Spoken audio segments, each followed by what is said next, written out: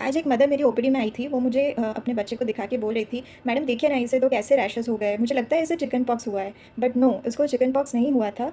लेकिन उसकी तरह दूसरा एक वायरल इलनेस है जिसे हम HFMD यानी कि hand foot and mouth disease कहते हैं, जो एक वायरल डिजीज़ है, वो उसे हुआ था। अब ये HFMD क्या है? तो hand foot and mouth disease एक वायरल इन्फेक्शन है जो कोक्साकी A16 वायरल स्ट्रेन से होता है, जो एक एंटेरोवायरस फैमिली से बिलोंग करता है।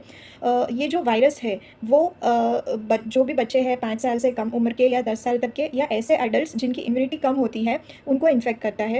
यूजुअली लेट समर्स में, ऑटम सीज़न में ये इन्फेक्शन काफ़ी कॉमन रहता है। इसे hand foot and mouth disease क्यों कहते हैं बेसिकली? बिकॉज़ ये जो रैशेस प्रोड्यूस होता है इस इन्फेक्शन में, वो सोल्स पे होता है, पाम्स पे होता है, माउथ के अराउंड होता है और कभी-कभी अंदर थ्रोट में और पैलेट पे भी ब्लिस्टर्स या वेसिकल फॉर्मेशन होता है, जिसकी वजह से इसे हम hand foot and mouth disease कहते हैं। दूसरी बात, ये कोक्साकी A16 वायरल स्ट्रेन से होता है, लेकिन ये कोक्साकी वायरस जो है उसके दूसरे भी काफ़ी स्ट्रेन्स हैं जो hand foot and mouth disease करते हैं।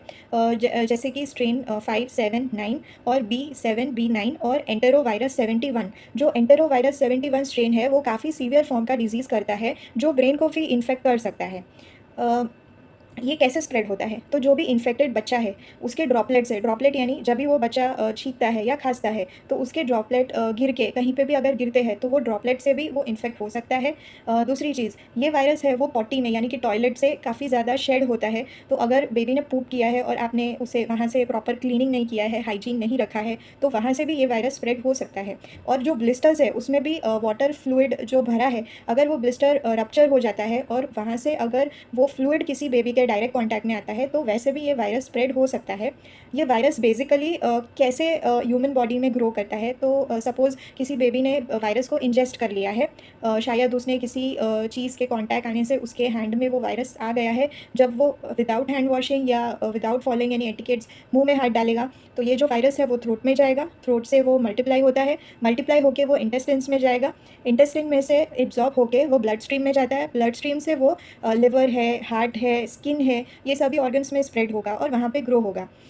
इसका जो इंक्यूबेशन पीरियड है, यानी कि फर्स्ट कॉन्टैक्ट जब बच्चा होता है और वहाँ से लेके डिज़ीज़ का फर्स्ट सिम्पटम शो होने लगता है, उसका जो इंक्यूबेशन पीरियड है वो 3 से 7 दिन का रहता है। अभी इसमें सिम्पटम्स क्या होते हैं? तो सबसे पहले बच्चे को फ़ीवर आएगा, low grade fever, flu like symptoms आएँगे। उसके 2 दिन बाद उसे रैशेज़ डेवलप होंगे। जो रैशेज़ है वो पहले फ्लैट होंगे, उसके बाद उसमें बलून जैसा या बोल सकते हैं चिकन पॉक्स की तरह अंदर पानी भरे हुए ब्लिस्टर्स फॉर्म होंगे। और ये जो ब्लिस्टर्स हैं वो बेसिकली जैसे मैंने बताया कि पाम्स में, सोल्स में और माउथ के अराउंड और थ्रोट में फॉर्म होंगे। और ये जो रैशेज़ है वो सेटल होने में 7 टू 10 डेज़ लगते हैं। तब तक बच्चे को आइसोलेट रखना काफ़ी इंपॉर्टेंट है। बाकी बच्चों से कॉन्टैक्ट में नहीं आना है बच्चे को, और उसे हाइड्रेशन मेंटेन कराना है। इसका ट्रीटमेंट यही है कि अगर बेबी को फ़ीवर आ रहा है तो एंटीपायरेटिक्स देंगे, हाइड्रेशन मेंटेन करेंगे, और बहुत ज़्यादा सीवियर केसेस है तो उन्हें एंटीवायरल की ज़रूरत पड़ सकती है। Thank you.